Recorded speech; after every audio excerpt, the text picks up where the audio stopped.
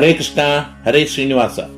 ಆಧ್ಯಾತ್ಮ ಬಂಧುಗಳೇ, ನವಗ್ರಹಗಳಲ್ಲಿ ದೇವತಾನುಗ್ರಹವನ್ನು ಸೂಚಿಸುವ ಬೃಹಸ್ಪತಿಯು ಈ ವರ್ಷ 2025ರಲ್ಲಿ ಅಕ್ಟೋಬರ್ 18ರಿಂದ ಡಿಸೆಂಬರ್ 5ರವರೆಗೆ ಸುಮಾರು 48 ದಿವಸಗಳ ಕಾಲ ಮಿಥುನ ರಾಶಿಯಿಂದ ಕರ್ಕಾಟಕ ರಾಶಿಗೆ ಪ್ರವೇಶ ಮಾಡುತ್ತಾ ಇದ್ದಾನೆ. ನವಗ್ರಹಗಳು ಜನ್ಮ ಸಮಯದಲ್ಲಿ ಬೇರೆ ಬೇರೆ ರಾಶಿಗಳಲ್ಲಿದ್ದು ಬೇರೆ ಬೇರೆ ರೀತಿಯ ಶುಭ ಅಶುಭ ಫಲಗಳನ್ನು ಜಾತಕ ಪ್ರಕಾರ ನಮಗೆ ತೋರಿಸುತ್ತಾರೆ. ಹುಟ್ಟಿದ ಸಮಯ ಪ್ರಕಾರ ಈ ರೀತಿಯ ಫಲಾಫಲಗಳನ್ನು ನಾವು ಮೊದಲೇ ಗ್ರಹಗಳ ಸ್ಥಿತಿಯಿಂದ ತಿಳಿದುಕೊಳ್ಳಬಹುದಾಗಿದೆ. ಆದರೆ ನಾವು ತಿಳಿಯುವ ಫಲಗಳು ಅದು ನಿಖರವಾಗಿ ಸತ್ಯವಾಗಿ ಅದು ಫಲಿಸಬೇಕಾದರೆ ಗೋಚರದಲ್ಲಿಯೂ ಕೂಡ ಗ್ರಹಗಳ ಶುಭಾಶುಭ ಫಲಗಳನ್ನು ನಾವು ತಿಳಿದುಕೊಳ್ಳುವುದು ಅತಿ ಮುಖ್ಯವಾಗಿದೆ. ನವಗ್ರಹಗಳು ಯಾವ ಯಾವ ರಾಶಿ ಮನೆಗಳಲ್ಲಿ ಇದ್ದುಕೊಂಡು ಯಾವ ಯಾವ ರೀತಿಯ ಫಲಗಳನ್ನ ಈಗ ನಮಗೆ ಕೊಡ್ತಾ ಇದ್ದಾರೆ ಎಂಬುದಕ್ಕೆ ಗೋಚರ ಫಲ ಎಂದು ಕರೆಯುತ್ತೇವೆ. ಗೋಚರದ ಪ್ರಕಾರ ನಮ್ಮ ರಾಶಿಗಳ ಮೇಲೆ ಆಗುವ ಪ್ರಭಾವ ದುಷ್ಪ್ರಭಾವಗಳನ್ನು ಸೂಚಿಸುವ ಮುಖ್ಯವಾದ 2 ಗ್ರಹಗಳು, ಒಂದು ಬೃಹಸ್ಪತಿ, ಮತ್ತೊಂದು ಶನಿದೇವ. ಅತ್ಯಂತ ಅಶುಭ ಫಲಗಳನ್ನು ಸೂಚಿಸುವ ಶೀಘ್ರವಾದ ದೊಡ್ಡ ದೊಡ್ಡ ಸಮಸ್ಯೆ ತೊಂದರೆಗಳನ್ನು ಸೂಚಿಸುವ ಕರ್ಮಾಧಿಪತಿ ನ್ಯಾಯಾಧೀಶ ಎನಿಸಿರುವ ಶನಿದೇವ ಒಂದು ಆಗಿದ್ದರೆ, ಇನ್ನೊಬ್ಬ ದೀರ್ಘಕಾಲದ ಉತ್ತಮ ಶುಭ ಫಲಗಳಾದ ಸಂಪತ್ತು, ಸೌಭಾಗ್ಯ, ರಾಜಯೋಗ, ಅದೃಷ್ಟ, ವೈಭವ, ಧಾರ್ಮಿಕ ಕಾರ್ಯಗಳನ್ನು ಸೂಚಿಸುವ ದೇವಗುರು ಬೃಹಸ್ಪತಿ. ಇವರಿಬ್ಬರ ಗೋಚರ ಸಂಚಾರ ಪ್ರಕಾರವೇ ಸಾಮಾನ್ಯವಾಗಿ ಎಲ್ಲಾ ರೀತಿಯ ಫಲಾಫಲಗಳನ್ನು ನಾವು ನಿರ್ಧಾರ ಮಾಡಿಕೊಳ್ಳಬಹುದಾಗಿದೆ.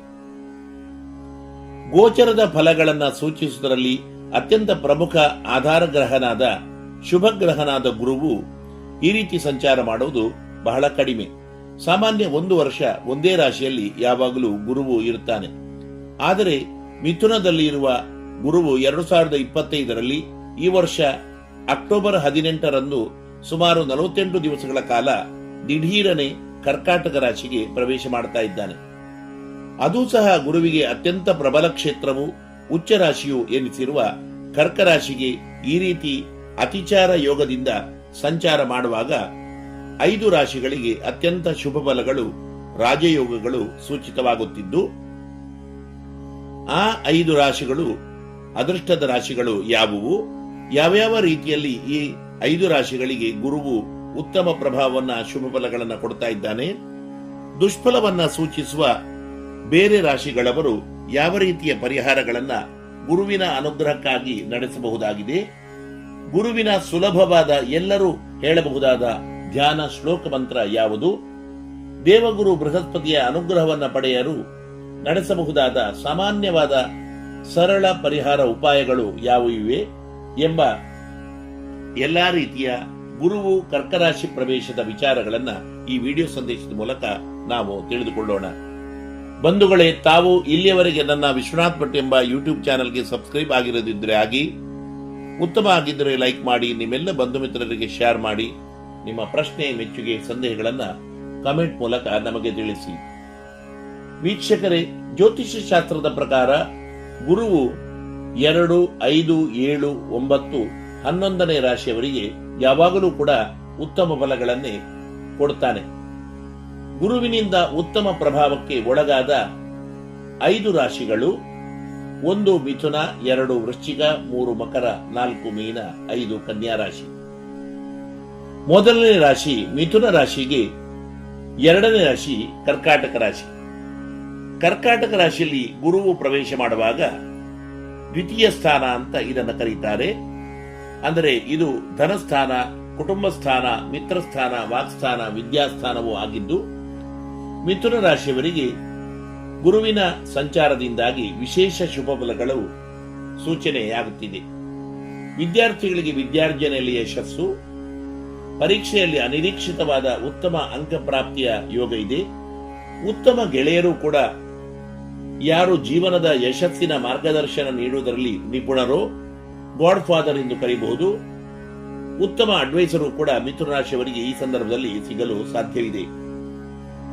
ವ್ಯಾಪಾರಿಗಳಿಗೆ ವಿಶೇಷ ಧನಲಾಭ ಯೋಗ, ಆಕಸ್ಮಿಕ ಧನಲಾಭ ಯೋಗ, ಕಲಾವಿದರಿಗೆ ಸನ್ಮಾನ ಆದರಗಳು ಕೂಡ ದೊರಕಲು ಸಾಧ್ಯ ಇದೆ. ಪ್ರೊಫೆಸರ್ ಟೀಚರ್ ಒಂದು ವೇಳೆ ಮಿಥುನ ರಾಶಿಯವರಾಗಿದ್ದರೆ ಅವರಿಗೆ ಶಾಲೆಯಲ್ಲಿ ಉತ್ತಮ ಗೌರವ ಸತ್ಕಾರಗಳು, ವಿದ್ಯಾರ್ಥಿಗಳಿಂದ ಸನ್ಮಾನ, ಗುರುಪೂಜೆಗಳು ಕೂಡ ದೊರಕಲು ಅವಕಾಶವಿದೆ. ಮಿಥುನ ರಾಶಿಯ ನಂತರ ಕರ್ಕ ರಾಶಿಗೆ ಗುರು ಸಂಚಾರದಿಂದ ಅತ್ಯಂತ ಶುಭ ಪ್ರಭಾವಕ್ಕೆ ಒಳಗಾಗುವ ಎರಡನೇ ರಾಶಿ ವೃಶ್ಚಿಕ ರಾಶಿ. ವೃಶ್ಚಿಕ ರಾಶಿಯಿಂದ 9ನೇ ರಾಶಿ ಕರ್ಕ ರಾಶಿಯಾಗಿದ್ದು, 9ನೇ ಮನೆಗೆ ಭಾಗ್ಯಸ್ಥಾನ, ಅದೃಷ್ಟ ಸ್ಥಾನ, ಉಪಾಸನ ಸ್ಥಾನ ಇತ್ಯಾದಿ ಹೆಸರುಗಳು ಇದ್ದು, ಅನೇಕ ವರ್ಷಗಳಿಂದ ವೃಶ್ಚಿಕ ರಾಶಿಯವರು ಎಣಿಸುತ್ತಿದ್ದ ದೊಡ್ಡ ದೊಡ್ಡ ಕಾರ್ಯಗಳು ಆಕಸ್ಮಿಕವಾಗಿ ಅನಾಯಾಸದಿಂದ ಈ 48 ದಿವಸಗಳ ಅವಧಿಯಲ್ಲಿ ಆಗಲು ಸಾಧ್ಯ ಇದೆ. ಹಳೆಯ ಸಾಲದ ಹಣಗಳು ಕೂಡ ಬರಲಿಕ್ಕೆ ಇದ್ದರೆ ಅದು ಕೈ ಸೇರಲು ಸಾಧ್ಯವಿದೆ. ಅನೇಕ ಸಂತಸದ ಸುದ್ದಿಗಳು, ಕುಟುಂಬ ಪರಿವಾರದಲ್ಲಿ ಸಂತಸದ ವಾರ್ತೆಗಳು, ಅನೇಕ ವರ್ಷಗಳಿಂದ ಪರಸ್ಪರ ಮಿತ್ರರಲ್ಲಿ ಇದ್ದ ಕಲಹಗಳು ಕೂಡ ನಿವಾರಣೆಯಾಗಲು, ಉತ್ತಮ ಗೆಳೆತನ ಪ್ರಾಪ್ತಿಯಾಗಲು ಕೂಡ ವೃಶ್ಚಿಕ ರಾಶಿಯವರಿಗೆ ಸಾಧ್ಯತೆ ಇದೆ.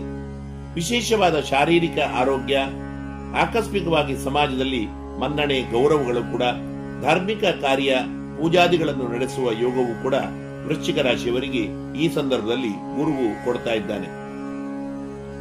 ಇನ್ನು ಗುರು ಸಂಚಾರದಿಂದ ಪ್ರಭಾವಕ್ಕೆ ಒಳಗಾದ 3ನೇ ರಾಶಿ ಮಕರ ರಾಶಿ. ಮಕರ ರಾಶಿಯವರಿಗೆ ಕರ್ಕ ರಾಶಿಗೆ ಗುರು ಪ್ರವೇಶ ಮಾಡಿದ ಕೂಡಲೇ ಬಹುದಾದ ಮಂಗಲ ಯೋಗಗಳು ಕೂಡ, ಸಮಾಜದಲ್ಲಿ ಗೌರವಗಳು ಕೂಡ ಬರುವ ಸಾಧ್ಯತೆ ಇದೆ. ವಿವಾಹ ಆಗದವರಿಗೆ ವಿವಾಹ ಆಗಲು ಸಾಧ್ಯತೆ ಇದೆ. ಮಕರ ರಾಶಿಯಿಂದ ಗುರು ಇರುವ ರಾಶಿ ಅದು ಕರ್ಕ ರಾಶಿ 7ನೇ ರಾಶಿ ಆಗಿರುವುದರಿಂದ 7ನೇ ರಾಶಿಯಿಂದ ಪತ್ನಿ ಸಂತೋಷ, ವಿವಾಹ ಸುಖ ಭಾಗ್ಯ, ಉತ್ತಮ ಧರ್ಮಾಚರಣೆ, ದಾಂಪತ್ಯ ಸುಖ ಇತ್ಯಾದಿಗಳನ್ನ ಜ್ಯೋತಿಷಾಸ್ತ್ರ ಪ್ರಕಾರ ಸೂಚಿತವಾಗುತ್ತಿದ್ದು, ಪತಿ ಪತ್ನಿ ಕಲಹ ಇದ್ದರೆ ಅದು ನಿವಾರಣೆ ಆಗಬಹುದು. ಮಕರ ರಾಶಿಯವರಿಗೆ ದಾಂಪತ್ಯದಲ್ಲಿ ಬಿರುಕು ಇದ್ದಿದ್ದರೆ ಅದು ಕೂಡ ಈ ಸಂದರ್ಭದಲ್ಲಿ ನಿವಾರಣೆ ಆಗುವ ಯೋಗ ಇದೆ. ಮನೆ, ಕುಟುಂಬ, ಪರಿವಾರದಲ್ಲಿ ಸಂತಸದ ವಾರ್ತೆಗಳು, ವಿದೇಶ ಪ್ರವಾಸ, ಉತ್ತಮ ಧನ ಆಗಮನಗಳು ಕೂಡ ಮಕರ ರಾಶಿಯವರಿಗೆ ಈ ಸಂದರ್ಭದಲ್ಲಿ ಪ್ರಾಪ್ತಿಯಾಗುವ ಯೋಗ ಇದೆ. ಇನ್ನು ಗುರು ಸಂಚಾರದಿಂದ ಪ್ರಭಾವಕ್ಕೆ ಒಳಗಾದ 4ನೇ ರಾಶಿ ಅದು ಮೀನರಾಶಿ. ಮೀನರಾಶಿಯಿಂದ ಕರ್ಕ ರಾಶಿ ಅಂದರೆ 5ನೇ ರಾಶಿಗೆ ಗುರುವು ಪ್ರವೇಶ ಮಾಡ್ತಾ ಇರುವುದರಿಂದ 5ನೇ ರಾಶಿಗೆ ಜ್ಯೋತಿಷಾಸ್ತ್ರ ಪ್ರಕಾರ ಪೂರ್ವ ಪುಣ್ಯ ರಾಶಿ ಎಂದು ಕರೀತಾರೆ. ಅದೃಷ್ಟ ನೀಡುವ ರಾಶಿ, ಕುಟುಂಬ ರಾಶಿ. ಒಂದೊಂದರಲ್ಲಿ ಒಂದು ಕಂಪನಿಗೆ ಬೇಕಾದ ಓಪನಿಂಗ್ ಬ್ಯಾಲೆನ್ಸ್ 5ನೇ ರಾಶಿ ಇದ್ದ ಹಾಗೆ. ಜಾತಕದಲ್ಲಿ ಒಂದು ವೇಳೆ ಪಂಚಮ ಪೂರ್ವ ಪುಣ್ಯ ಸ್ಥಾನದಲ್ಲಿ 5ನೇ ರಾಶಿಯಲ್ಲಿ ಗುರುವು ಇದ್ದರೆ ಆಗ ಅಂತಹ ಜಾತಕನು ಅತ್ಯಂತ ಕೀರ್ತಿವಂತನು, ಧರ್ಮವಂತನು ಕೂಡ ಆಗ್ತಾನೆ. ಗುರುವು 5ನೇ ರಾಶಿಯಲ್ಲಿದ್ದು ಅನೇಕ ರಾಶಿಗಳಿಗೆ ತನ್ನ ವಿಶೇಷ ಪ್ರಭಾವವನ್ನ ಜಾತಕದಲ್ಲಿ ಕೊಡ್ತಾ ಇದ್ದಾನೆ. ಆದ್ದರಿಂದ ಮೀನರಾಶಿಯು ಗುರುವಿನ ರಾಶಿಯೇ ಆಗಿರುವುದರಿಂದ ಈ ತನಕ 7 ಸಂಚಾರದ ಅತಿಯಾದ ನೋವು, ಸಮಸ್ಯೆ, ಚಿಂತೆ, ಅನಾರೋಗ್ಯಗಳನ್ನ ಮೀನರಾಶಿಯವರು ಪಡೆದಿದ್ದರೂ ಸಹ ಈ 48 ದಿವಸಗಳ ಅವಧಿಯಲ್ಲಿ ಒಂದು ಹೊಸ ದಾರಿ ಕಾಣುವ ಯೋಗವಿದ್ದು, ವಿಶೇಷ ದೇವತಾನುಗ್ರಹಗಳನ್ನು ಕೂಡ ನಡೆಸುವ ಯೋಗ, ಶ್ರೀದೇವರ ವಿಶೇಷ ಕೃಪೆಯೂ ಕೂಡ ಮೀನರಾಶಿಯವರಿಗೆ ದೊರಕುವ ಸಾಧ್ಯತೆ ಇದೆ. ಅನೇಕ ಅದೃಷ್ಟ ಭಾಗ್ಯಗಳು, ಧನಲಾಭಗಳು ನಿಶ್ಚಿತವಾಗಿ ಮೀನರಾಶಿಯವರಿಗೆ ಗುರು ಸಂಚಾರದಿಂದ ಸಿಗಬಹುದಾಗಿದೆ. 7 ಶನಿ ಸಂಚಾರದ ಅನೇಕ ರೀತಿಯ ತೊಂದರೆಗಳು ಪರಿಹಾರವಾಗಿ ಕಡೆಪಕ್ಷ ಈ 48 ದಿವಸಗಳ ಅವಧಿಯಲ್ಲಿ ಅತ್ಯಂತ ಸಂತಸದ ವಾರ್ತೆಗಳು ಮೀನರಾಶಿಯವರಿಗೆ ಪ್ರಾಪ್ತಿಯಾಗಲು ಸಾಧ್ಯವಿದೆ. ಮೀನರಾಶಿಯವರು ಒಂದು ವೇಳೆ ಧಾರ್ಮಿಕ ವೃತ್ತಿಯವರಾಗಿದ್ದರೆ, ಗುರುಗಳು ಯತಿಗಳಾಗಿದ್ದರೆ ವಿಶೇಷ ಸತ್ಕೀರ್ತಿ, ವಿಶೇಷ ಜ್ಞಾನ ಸಾಧನೆಯನ್ನ ಮಾಡುವ ಯೋಗವು ಕೂಡ ಈ ಸಂದರ್ಭದಲ್ಲಿ ಇದೆ. ಉಪಾಧ್ಯಾಯ, ವಕೀಲ ವೃತ್ತಿಯವರು ಯಾರಾದರೂ ಇದ್ದರೆ ಅವರಿಗೆ ಅನೇಕ ರೀತಿಯ ಗೌರವಗಳು, ಇನ್ನು ಸಂಗೀತಾದಿ ಕಲಾವಿದರಿಗೆ ಇಷ್ಟವಾದ ಕಾರ್ಯಕ್ರಮಗಳು ಕೂಡ ದೊರಕುವ ಯೋಗ ಇದೆ. ಯಾವುದೇ ವೃತ್ತಿ, ವ್ಯಾಪಾರ, ವ್ಯವಹಾರ, ಉದ್ಯೋಗಗಳಲ್ಲಿ ಇದ್ದರೂ ಕೂಡ ಅಂಥ ಮೀನರಾಶಿಯವರಿಗೆ ಈ ಸುಮಾರು 1.5 ತಿಂಗಳ ಅವಧಿಯಲ್ಲಿ ಬಹುವಾದ ಶುಭ ವಾರ್ತೆಗಳು ಬರಲು ಸಾಧ್ಯ ಇದೆ. ಇನ್ನು ಗುರು ಸಂಚಾರದಿಂದ ವಿಶೇಷ ಪ್ರಭಾವಕ್ಕೆ ಒಳಗಾಗುವ ಕೊನೆಯ ರಾಶಿ ಕನ್ಯಾ ರಾಶಿ. ಕನ್ಯಾ ರಾಶಿಯಿಂದ ಗುರು ಇರುವ ರಾಶಿ 11ನೇ ರಾಶಿಯಾಗಿದ್ದು, ಏಕಾದಶ ಸ್ಥಾನದಲ್ಲಿ, ಲಾಭ ಸ್ಥಾನದಲ್ಲಿ ಪೂರ್ಣವಾದ ವಿಜಯ, ಪೂರ್ಣ ಫಲದ ಸೂಚಕ ರಾಶಿಯನ್ನಾಗಿ ಇದನ್ನು ತಿಳಿಸಲಾಗಿದ್ದು, ಕನ್ಯಾ ರಾಶಿಯವರಿಗೆ ಅದೃಷ್ಟ ಲಕ್ಷ್ಮಿ ಬಾಗಿಲು ತೆರೆದು ಬಂದು ಆಕಸ್ಮಿಕವಾದ ಧನಲಾಭ ಯೋಗ, ನೂತನ ವ್ಯಾಪಾರ ಸ್ಥಳ ಅಥವಾ ನೂತನ ಗೃಹ ಖರೀದಿ ಮಾಡುವ ಯೋಗವು ಕೂಡ, ಇನ್ನು ಶೇರ್ ಮಾರ್ಕೆಟ್ ಇತ್ಯಾದಿ ವ್ಯವಹಾರಗಳಿಂದಲೂ ಕೂಡ ವಿಶೇಷ ಲಾಭದ ಸೂಚನೆ ಕನ್ಯಾ ರಾಶಿಯವರಿಗೆ ಇದೆ. ವ್ಯಾಪಾರಿಗಳಾಗಿದ್ದರೆ ಆಕಸ್ಮಿಕವಾಗಿ ಅನೇಕ ಕಡೆಗಳಿಂದ ಲಾಭಗಳು, ಉದ್ಯೋಗಿಗಳಿಗೆ ಆಗಿದ್ದರೆ ಪ್ರಮೋಷನ್ ಸಿಗುವ ಲಾಭವೂ ಇದ್ದು, ಕನ್ಯಾ ರಾಶಿಯವರು ಇಂಜಿನಿಯರ್, ಕಲಾವಿದರು, ವಕೀಲರು ಆಗಿದ್ದರೆ ಅಂತಹ ಹುದ್ದೆಯನ್ನ ಹೊಂದಿದವರಿಗೆ ಆಕಸ್ಮಿಕವಾದ ಈ ಗುರು ಸಂಚಾರದ ಪ್ರಕಾರ ಅನೇಕವಾದ ಉತ್ತಮವಾದ ಧನಲಾಭ ಯೋಗವು ಕೂಡ ಆಗಲು ಸಾಧ್ಯ ಇದೆ. ಇನ್ನುಳಿದ ರಾಶಿ ಮೇಷ, ವೃಷಭ, ಸಿಂಹ, ತುಲ, ಧನು, ಕುಂಭ ಮುಂತಾದ 6 ರಾಶಿಗಳು. ಇವುಗಳಿಗೆ ಗುರುವಿನ ವಿಶೇಷ ಸಂಚಾರದಿಂದ ಅನಿಷ್ಟ ಸೂಚನೆ ಸ್ವಲ್ಪ ಇದ್ದು, ಪ್ರತಿಯೊಬ್ಬರೂ ಸಹ ಸಾಮಾನ್ಯವಾಗಿ ಗುರುಬಲ ವೃದ್ಧಿಯಾಗಲು, ಬೃಹಸ್ಪತಿಯ ಅನುಗ್ರಹ ಪ್ರಾಪ್ತಿಯಾಗಲು ಪ್ರತಿ ಗುರುವಾರ ಅಶ್ವತ್ಥ ವೃಕ್ಷ ಇದ್ದರೆ ಅದಕ್ಕೆ ಪ್ರದಕ್ಷಿಣೆ ಬರುವುದು, ಪೂಜೆ ಮಾಡುವುದು ಉತ್ತಮ. ಕಪಿಲ ಗೋವು ಇದ್ದರೆ ಆ ಕಪಿಲ ವರ್ಣದ ಗೋವಿಗೆ ವಿಶೇಷ ಸೇವೆಯನ್ನ ಮಾಡುವುದು, ತುಳಸಿಯನ್ನ ಸಾಕಿ ಗುರುವಾರದಂದು ಪ್ರದಕ್ಷಿಣೆ ಬಂದು ನಮಸ್ಕರಿಸುವುದು. ಗುರುವಾರ ದಿವಸ 1 ಕೆಜಿ ಕಡಲೆ ಧಾನ್ಯವನ್ನ ಹಳದಿ ಬಟ್ಟೆಯಲ್ಲಿ ಕಟ್ಟಿ ನವಗ್ರಹ ದೇವಸ್ಥಾನ ಅಥವಾ ಯಾವುದೇ ದೇವಳದಲ್ಲಿ ಯೋಗ್ಯ ವಿಪ್ರರಿಗೆ ಯಥಾಶಕ್ತಿ ದಕ್ಷಿಣೆಯೊಂದಿಗೆ ಕೊಡುವುದು. ಮುತ್ತೈದೆಯರಿಗೆ ಹಳದಿ, ಕುಂಕುಮ, ಕಡಲೆ ಧಾನ್ಯದಿಂದ ತಯಾರಿಸಿದ ಮಂಡಿ ಅಥವಾ ಹೈಗ್ರೀವವನ್ನ ದಾನವಾಗಿ ಕೊಡುವುದು. ಈ ರೀತಿಯಾಗಿ ಮಾಡುವುದು ಗುರುವಿನ ದೋಷವನ್ನ ನಿವಾರಣೆ ಮಾಡುವ ಸಾಮಾನ್ಯ ಪರಿಹಾರ ಆಗಿದೆ.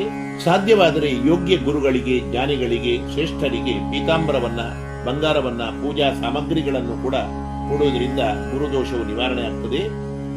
ಗುರುಮಂತ್ರವನ್ನ ಪಠಿಸುವುದರಿಂದ ಗುರುಬಲ ವೃದ್ಧಿಯಾಗ್ತದೆ. ಗುರು ಸಂಚಾರದಿಂದ ಅನಿಷ್ಟ ಸೂಚನೆ ಇರುವವರಿಗೆ ಶುಭ ಫಲಗಳು, ರಾಜಯೋಗ, ಉತ್ತಮ ಫಲಗಳು ಈ ರೀತಿಯ ಪರಿಹಾರಗಳಿಂದ ಬರುತ್ತದೆ. ಇನ್ನು ಉಳಿದ ಅಶುಭ ಫಲಗಳನ್ನ ಸೂಚಿಸುವ ರಾಶಿಗಳು ಈ ರೀತಿಯ ಪರಿಹಾರವನ್ನು ಮಾಡಿದರೆ ಅಶುಭ ಫಲಗಳು ನಿವಾರಣೆ ಆಗ್ತದೆ. ಸಾಧ್ಯ ಇದ್ದವರು, ಅನುಕೂಲ ಆದವರು ಗುರು ಶಾಂತಿ, ಗುರು ಜಪ ಪೂಜೆಗಳನ್ನು ಕೂಡ ಯೋಗ್ಯ ಬ್ರಾಹ್ಮಣರಿಂದ ನಡೆಸಬಹುದಾಗಿದೆ. ಬೃಹಸ್ಪತಿಯ ಗುರುವಿನ ಅತ್ಯಂತ ಸುಲಭವಾದ ಧ್ಯಾನ ಶ್ಲೋಕ ಮಂತ್ರ ಹೀಗಿದೆ: ದೇವಾನಾಂಚ ಋಷೀಣಾಂಚ ಗುರುಂ ಕಾಂಚನ ಸನ್ನಿಭಂ ಬುದ್ಧಿಭೂತಂ ತ್ರಿಲೋಕೇಶಂ ತಂ ನಮಾಮಿ ಬೃಹಸ್ಪತಿಂ. ಶ್ಲೋಕವನ್ನ ಇನ್ನೊಮ್ಮೆ ಹೇಳ್ತಾ ಇದ್ದೇನೆ: ದೇವಾನಾಂಚ ಋಷೀಣಾಂಚ ಗುರುಂ ಕಾಂಚನ ಸನ್ನಿಭಂ ಬುದ್ಧಿಭೂತಂ ತ್ರಿಲೋಕೇಶಂ ತಂ ನಮಾಮಿ ಬೃಹಸ್ಪತಿಂ. ಈ ಶ್ಲೋಕಗಳನ್ನ 16 ಸಲ, 24 ಸಲ, 48 ಸಲ, 54 ಸಲ, ಸಾಮಾನ್ಯ ಹೆಚ್ಚೆಂದರೆ 1 ಸಲಕ್ಕೆ 108 ಸಲ ಈ ಶ್ಲೋಕ ಮಂತ್ರವನ್ನು ಕೂಡ ಪ್ರತಿಯೊಬ್ಬರು ಕೂಡ ಹೇಳಬಹುದು. ಓಂ ಗುಂ ಗುರವೇ ನಮಃ ಎಂಬುದಾಗಿ ಕೂಡ 108 ಸಲ ಹೇಳಬಹುದು. ಈ ರೀತಿ ಗುರುಬಲ ವೃದ್ಧಿಗಾಗಿ ಸಾಮಾನ್ಯವಾದ ಶ್ಲೋಕ ಮಂತ್ರವನ್ನ ತಾವು ಹೇಳಿ ಕೂಡ ವಿಶೇಷವಾದ ಅನುಗ್ರಹವನ್ನ ಪಡೆಯಬಹುದಾಗಿದೆ.